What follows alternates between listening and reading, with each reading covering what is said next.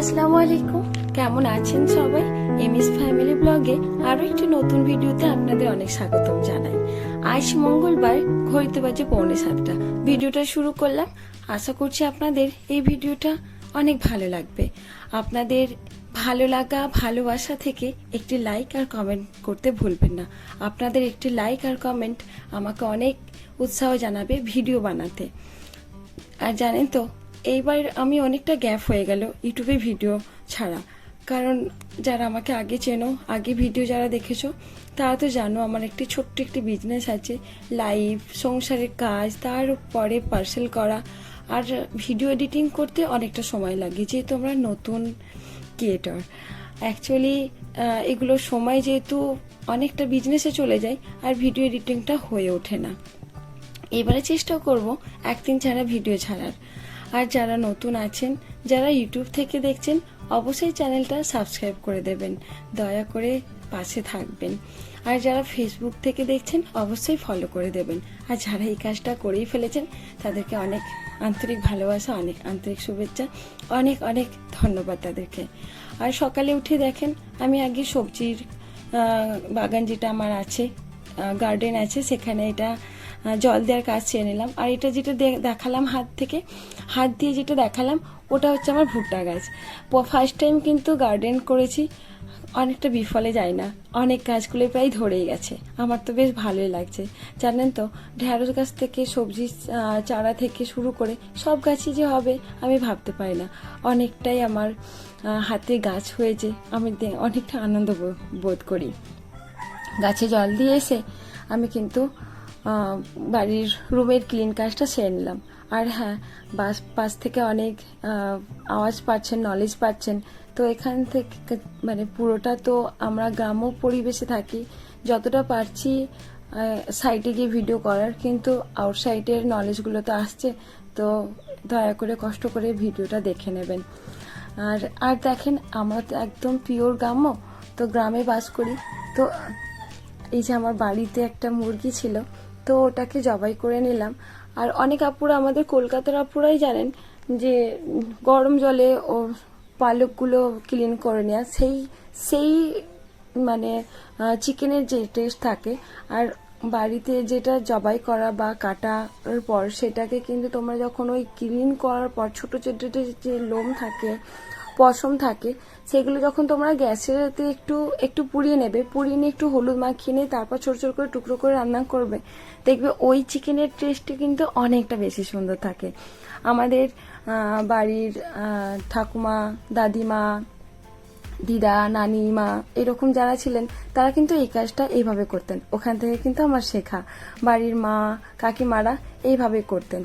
বাড়ির মুরগিকে নিয়ে কখন জবাই করার পর বা কাটার পর ওগুলোকে কিন্তু পালক উঠিয়ে নেওয়ার পর কিছু কিছু যেগুলো ছোট ছোট থাকে, সেইগুলোকে গ্যাসের মধ্যে, বা আগে খড় ছিল, খড়েতে পুড়িয়ে নিত। এখন তো আমাদের এখানে খড় পাওয়া যায় না, অনেকটা মানুষের তো মানে চাষবাস তো উঠেই গেছে।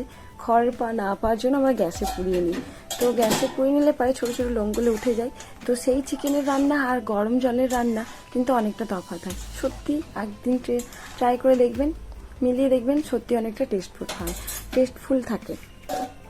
এই যে রান্না বসিয়ে দিলাম ছোট ছোট করে কাটিং করে। আর প্রথমে আমি কিন্তু তেল আর নুন পেঁয়াজ দিয়ে প্রথমে আগে আমি কিন্তু জল বের করানোর জন্য চাপা দিয়ে ঢেকে দিয়েছিলাম। কারণ চিকেনের মধ্যে যে এক্সট্রা একটা জল থাকে, সেই জলটা বেরিয়ে আসে। সেটাকে কম করে একটু উনানে বসিয়ে যখন মরে মরে আসবে, জলটা একটু কমে আসবে, তারপরে কিন্তু আমি মশলাগুলো দিয়ে নিলাম। হলুদ গুঁড়ো, লঙ্কা গুঁড়ো, জিরে গুঁড়ো, মিট মশলা সব দিয়ে কিন্তু কষিয়ে নেব ভালো করে, আবার চাপা দিয়ে। কিন্তু জল একদম খুবই কম দেবেন। সে যদি একদম শুকনো শুকনো হয়ে যায়, সেই হিসাবে কিন্তু জল দেবেন। নাহলে আমরা তো অনেক ক্ষেত্রে চাপা দিয়ে দিয়ে রান্না করি, সেই জলটাতেই কিন্তু আমরা কষিয়ে নিই। এই রান্নাতে কিন্তু অনেক টেস্টফুল হয়। রান্নার কাজটা সেরে নিয়ে বাড়িতে কিন্তু 18 পিসের মতো, প্রায় 12 থেকে 18 পিসের মতো প্রায় টপ ছিল। দেখলাম হোল্ড করা ছিল না, ছিদ্র করা ছিল না। বাড়ির ছোট ছেলেটা বলছে, তো এগুলো তুমি রান্না করছো তো করো, করে নাও, আমি এটা হোল্ড করে নিই। দুটো করে কিন্তু আর করে না, হাতে গরম লেগেছে। আমি কিন্তু বাকি কাজগুলো সেরেই নিলাম। হোল্ড না করলে তো জল বেরোবে না, গাছও লাগাতে পারা যাবে না, অসুবিধে। তাই দেখুন আমি এরকম করে কয়েকটা হোল্ড করে, বাকি কিছু ছিল কয়েকটা আমি হোল্ড করে নিলাম কাজ করার, মানে কিছু কিছু চারা আছে লাগানোর জন্য। তারপরেই কিন্তু চলে আসলো আমার কল। ফ্লিপকার্ট থেকে একটা অর্ডার এসেছিলো, তো অর্ডারটা নিতে চলে গেলাম। আর এই অর্ডারটা ছিল কিন্তু বেশ বড়, যেটা দেখছেন গাড়ির সাইডে বাঁধা আছে, ওটা কিন্তু আমার অর্ডার অনেকটা বেশ বড় মতো। ওর মধ্যে কিন্তু র্যাক যেগুলো থাকে, মাল্টি কালারের র্যাক, আমি দেখিয়ে দেবো নেক্সট ব্লগে। এটা ওপেনিং ভিডিও এতে নেই, ওপেন করার আমি ভিডিও করে রেখেছি, নেক্সট ব্লগে অবশ্যই দেখিয়ে দেবো। এটা কিন্তু অনেকটা বড় ছিল। তো দাদা বলছেন যে এটা বড় গাড়িতে আসে না, একটু দাঁড়িয়ে কথা বলছিলাম, কারণ ওটা বড় যেহেতু জিনিস অনেক ক্ষেত্রে দাদাদের কাছে থাকে না, বড় গাড়িতে থাকে, এই বিষয়ে কথা বলছিলাম। তারপর সবকিছু রান্না বান্না সেরে নিয়ে নিজেকে একটু সময় দেওয়া, স্কিনটাও খারাপ হয়ে যাচ্ছে অনেক ক্ষেত্রে। তারপর আমার তো ডেলি মেকআপ স্কিনে পড়ে, তো যেহেতু আমাকে লাইভে আসতে হয়, লাইভ বলতে আমার বিজনেস লাইভের উপরে, তো সেই হিসাবে কিন্তু স্কিনটা খুব ড্যামেজ হয়ে থাকে আমার ডেলি মেকআপের ফলে। তো যারা দেখতে পাচ্ছ, যাদেরকে অনেক ক্ষেত্রে, যারা রিলস করো, যারা ভিডিও বানানোর জন্য অনেক ক্ষেত্রে মেকআপ করে থাকো, তারা কিন্তু বেশি বেশি করে মুখেতে আইস দেবে। আইস দিলে পরে কি হয়, স্কিনটা টান থাকে, বয়সের ছাপটা থাকে না, অনেকটা ভালো ক্লিন থাকে, স্কিনটার মধ্যে একটা গ্লেজ, একটা গ্লো আসে।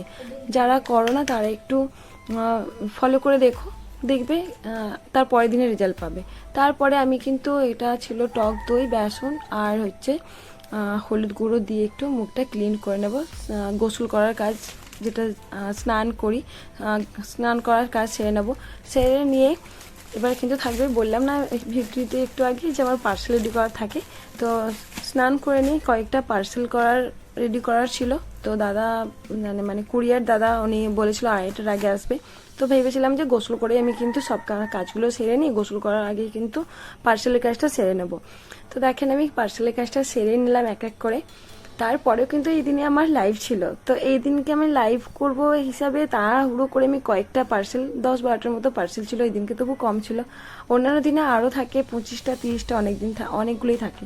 যতটা পারছি আজকে 2:30টার আগে আমাকে লাইভ আসতে হবে, এতগুলো রেডি করে